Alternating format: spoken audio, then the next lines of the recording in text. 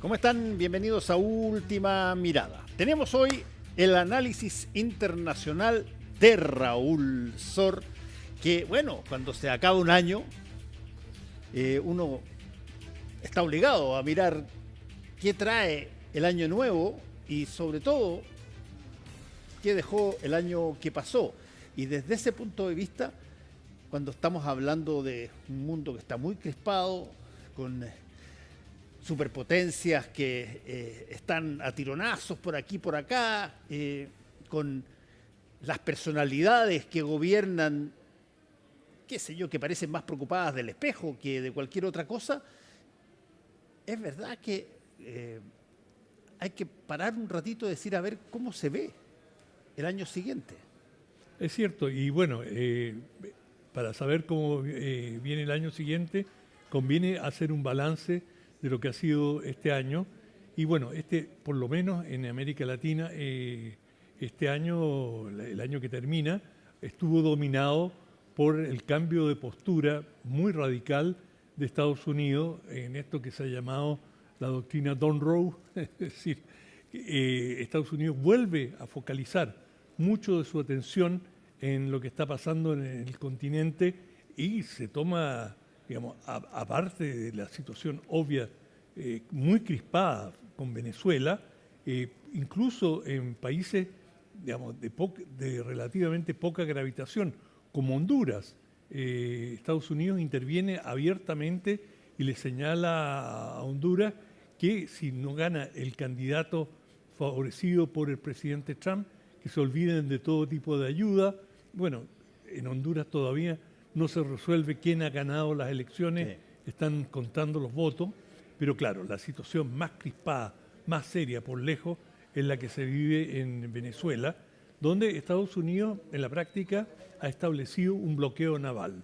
El bloqueo naval significa que ha ido incautando ya 3 petroleros, algunos sobre la base de que habrían violado ciertos embargos, ciertas prohibiciones de ventas de petróleo, pero en otros no queda en absoluto claro que esa legislación aplica a los buques incautados.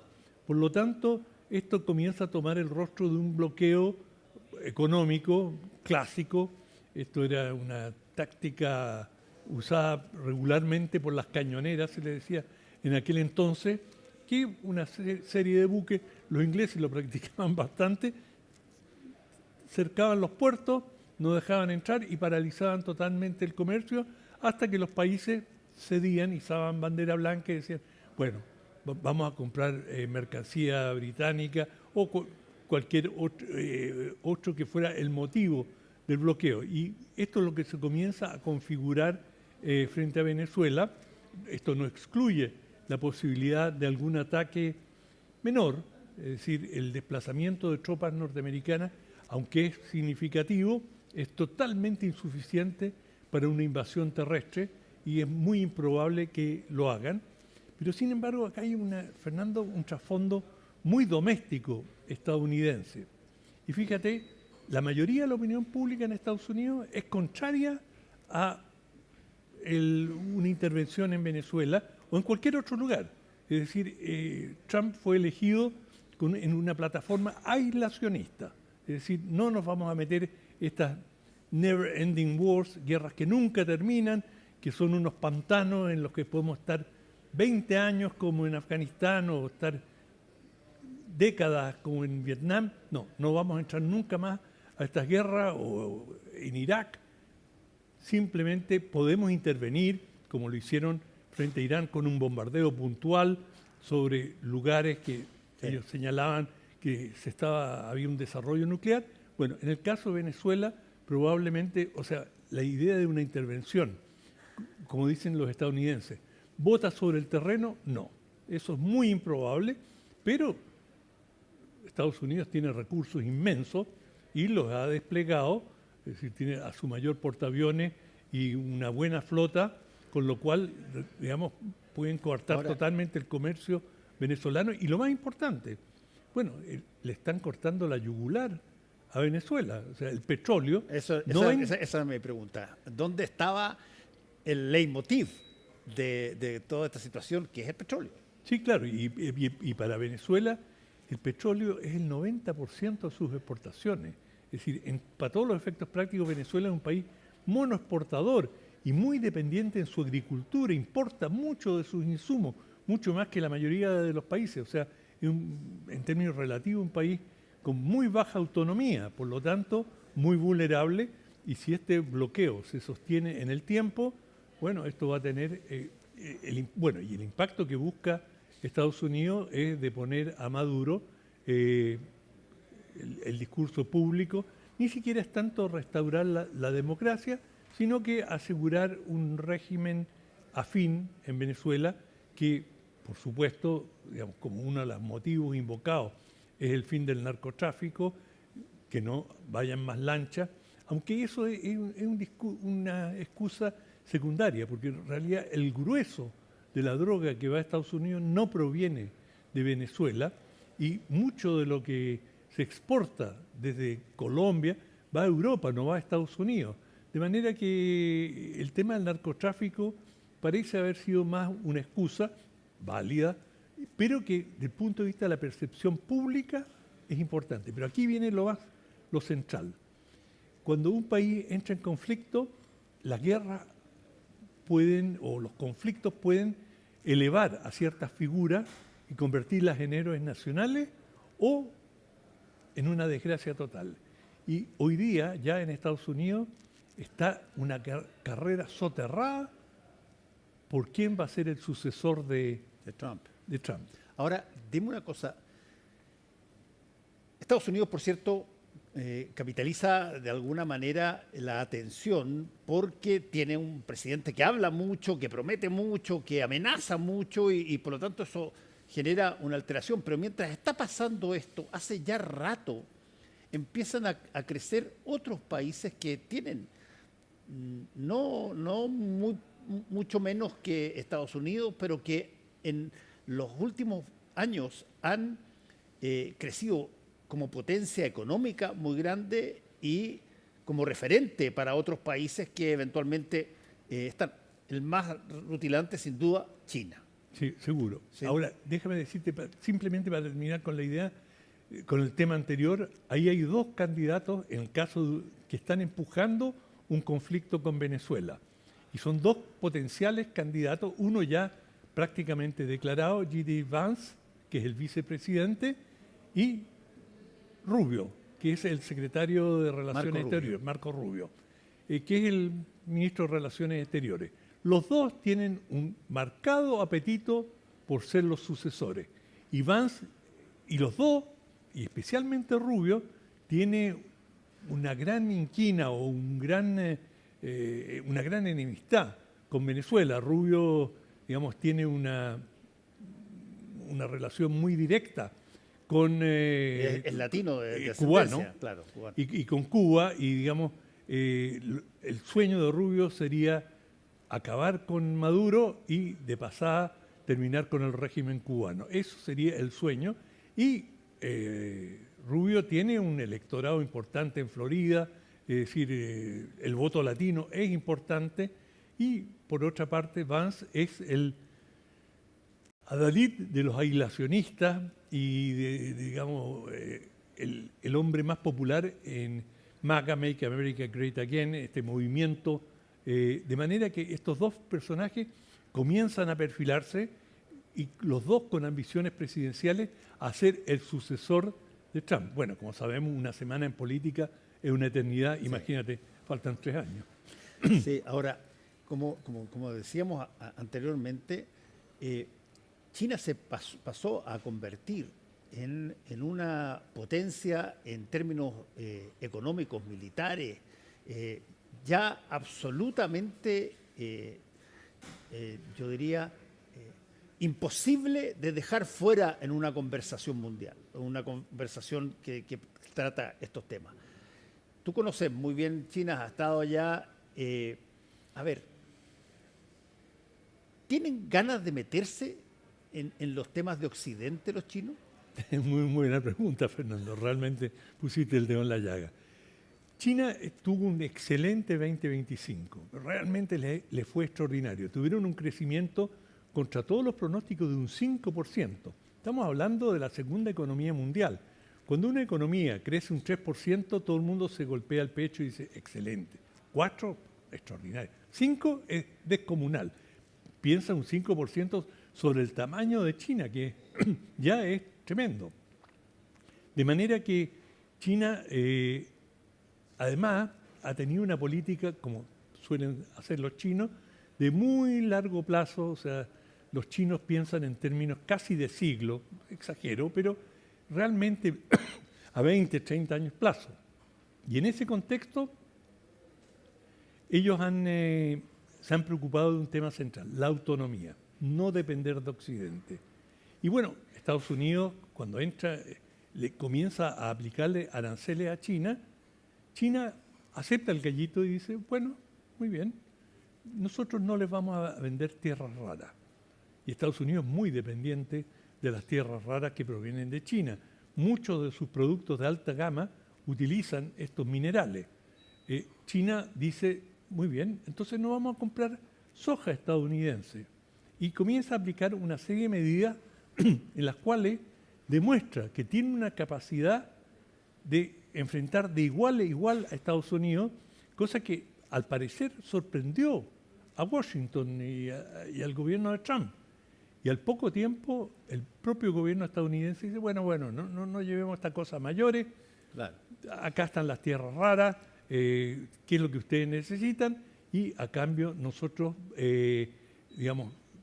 necesitamos tales y cuales cosas, y China hace un gesto y dice, por supuesto, vamos a comprar productos agrícolas estadounidenses, y llegan a un acuerdo, pero de este round queda muy claro que China se midió de igual a igual a Estados Unidos y ganó el round. Y hoy día China ha demostrado que tiene un nivel de autonomía que le permite, enfrentar con sufrimiento, tiene un precio, pero puede soportarlo.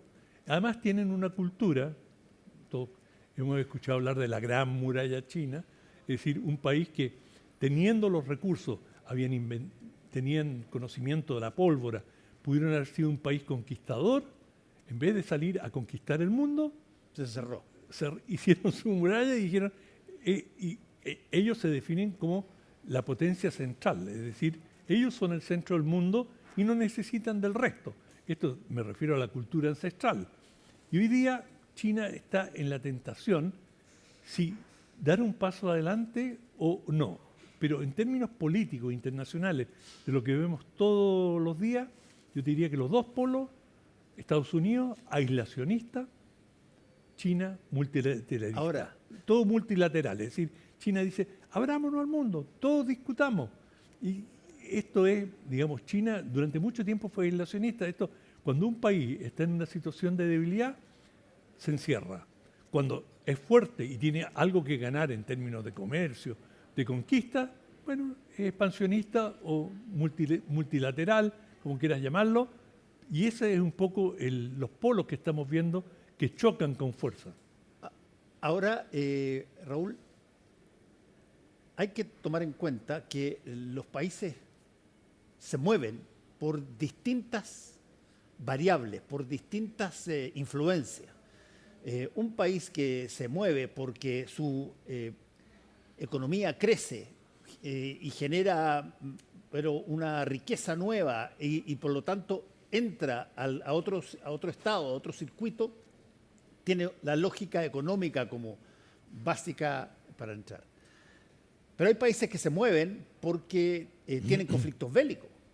Y esos conflictos bélicos hacen que te apropies de otro país o que pierdas parte de tu terreno.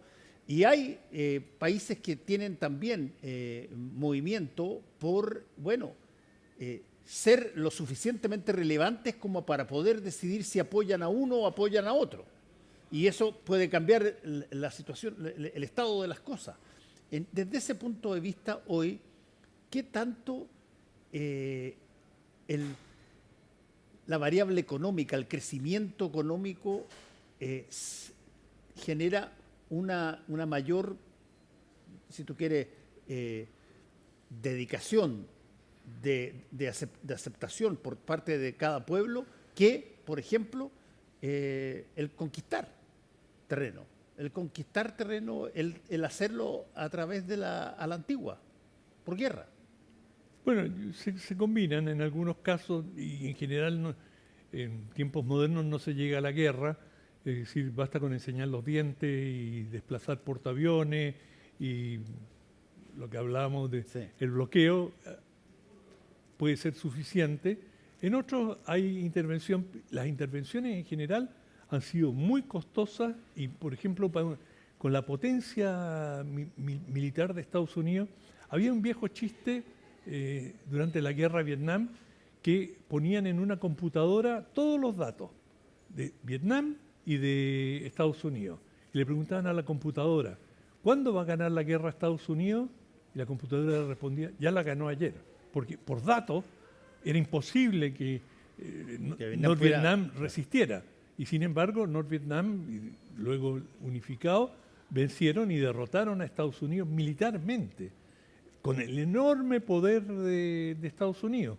Y ha ido cosechando muchas derrotas, pese a tener, pero por lejos, el mayor poderío militar en el mundo sin competencia. O sea, Estados Unidos... Sin usar armas atómicas. Arma atómica después de Hiroshima y Nagasaki, que fue la única, primera y última vez que la usaron. Exacto, pero el arma atómica en el tipo de conflicto en los que se ve involucrado Estados Unidos tiene poca utilidad. O sea, frente a una insurrección campesina, como fue hasta cierto punto Vietnam, y con infiltración de Vietnam del Norte, armas atómicas era pasar un límite frente al cual también corrían el riesgo que los aliados de Vietnam del Norte, Rusia y China, que también tenían armas atómicas, pudieran replicar. Y incluso el costo político, social de utilizar armas nucleares, es decir, las imágenes que vendrían después, el sufrimiento, el descrédito, esto también generaría problemas domésticos en Estados Unidos. Y de hecho, por mucho menos, tuviste el movimiento antibélico que se generó contra la guerra de Vietnam. Sí. Imagínate si hubiesen usado armas nucleares contra un país que no representaba ninguna amenaza en ese plano para Estados Unidos. De manera que hasta cierto punto eso se descarta ahora, pero siempre está en el trasfondo la presencia de que sí hay armas nucleares y de vez en cuando los rusos, Putin, la saca a colación y dice, no se olviden que nosotros, como si alguien pudiera olvidarlo, no se olviden que tenemos armas nucleares. Ahora, y de hecho tienen más armas nucleares que Estados Unidos. Sí, pero de poco les sirve, o sea, tampoco Rusia las puede usar, es decir, Rusia podría usar un arma nuclear en Ucrania, es decir, sería como dispararse en el pie. Lo que pasa es que tú no crees en la estupidez humana, o en la soberbia, o en váyanse toda la mierda, o por error. No, mira, por error se han iniciado montones de guerras. Yo sé, pero te voy a dar un ejemplo. Yo creo que el dictador más cruel, más violento que conocemos en la historia moderna fue Adolfo Hitler. Y Adolfo Hitler tenía un arma que pudo haber usado y que era letal, gases venenosos, y haber hecho un bombardeo con gases contra Londres, cuando Londres resistía. ¿Por qué no lo hizo? Porque sabía que los británicos también disponían de gases y que si mañana bombardeaba con gases Londres, probablemente los iba a tener sobre Berlín. Él había participado en la Primera Guerra Mundial, donde se utilizaron los gases y muchos soldados que estaban en las trincheras, quedaron con secuelas para el resto de su vida, y sin embargo, en toda la Segunda Guerra Mundial, con todas las atrocidades, con todos los horrores que vimos, no se usó el gas. Tú le otorgas un buen porcentaje de validez a la racionalidad todavía. No, yo le he hecho... Porque estás diciendo, no es la si, racionalidad, si yo bombardeo, me bombardean y queda la crema, eso es racional, eso es un cálculo racional. No, o sea, es lo que en inglés lo llamaban Mutual Assured Destruction. Sí. Destrucción mutua asegurada. Sí. Bueno, sí, es suma cero, es decir, tú me tiras una bomba atómica y yo te tiro otra bomba Lógico, atómica pero te y insisto, no queda nada. te insisto. O Eso sea, es- salvo que alguien tenga una vocación suicida y diga, bueno, hasta aquí o no, llegamos. o se convenza de que puede ganarle al otro y de alguna manera inmovilizarlo antes de que dispare, por cualquier razón. Por eso te digo que la racionalidad, la aseguración mutua que tú mencionaste, era básicamente una convicción, y sigue siendo, de que no se pueden usar bombas nucleares porque como el resto tiene bombas nucleares, si yo las tiro, me las tiran y nos morimos los dos. Y tanto es así que desarrollaron unos sistemas increíblemente sofisticados, por si alguien hacía trampa, y lo llamaban las triadas, que eran 3 sistemas separados. Es decir, ya, lo que tú dices, yo lanzo todas mis bombas por sorpresa, te pillo con los pantalones abajo y ¡guau! Tú ya no vas a poder responder. Bueno, para que eso no pasara, los escondieron en silos, bajo tierra, en submarinos, y tenían aviones que volaban permanentemente, de manera que era prácticamente imposible. Siempre iban a sobrevivir algunas bombas atómicas con las cuales responderte. Sí, yo encuentro bastante aliciente lo que estás diciendo. No era la intención. Pero yo reconozco que nunca hay que dejar, porque si tú miras la historia, nunca hay que dejar de lado la variable de el error o la estupidez, O ambas. o ambas, humanas, de que de repente las decisiones no son racionales, como lo que tú estás diciendo, sino que son irracionales, y que alguien que no tenga problema en desaparecer, si es que hago desaparecer al resto, y que esté en el gobierno, y que tenga la posibilidad de apretar el botón. Por eso es que hay que tener cuidado. No, yo no digo que no se deben hacer los pactos ni nada, todo lo contrario. Lo que digo es que hay que tratar de disminuir la posibilidad de un conflicto nuclear, no solamente por voluntades, que eso es racional, sino que por razones objetivas, como alguna vez lo plantearon varios, desháganse del armamento nuclear. Bueno, esa teoría digamos, del loco que en última instancia usa en los juegos de guerra se le llama el camarón envenenado. Sí. Entonces, esa cláusula es que si está bien, tú me puedes atacar, puedes comerme, pero yo estoy envenenado y cuando me comas, Te muere. te mueres. Entonces, esa es mi carta de mi último argumento. Y por ejemplo, quien tiene esa teoría y la practica es Israel. Israel tiene armas atómicas. Sí. Obviamente no las puede usar, pero las tiene si en algún momento, digamos, algunos de sus países vecinos tuvieran condiciones de cumplir con una amenaza de echar a los israelíes al mar. Bueno, ojo, que todavía está el camarón envenenado.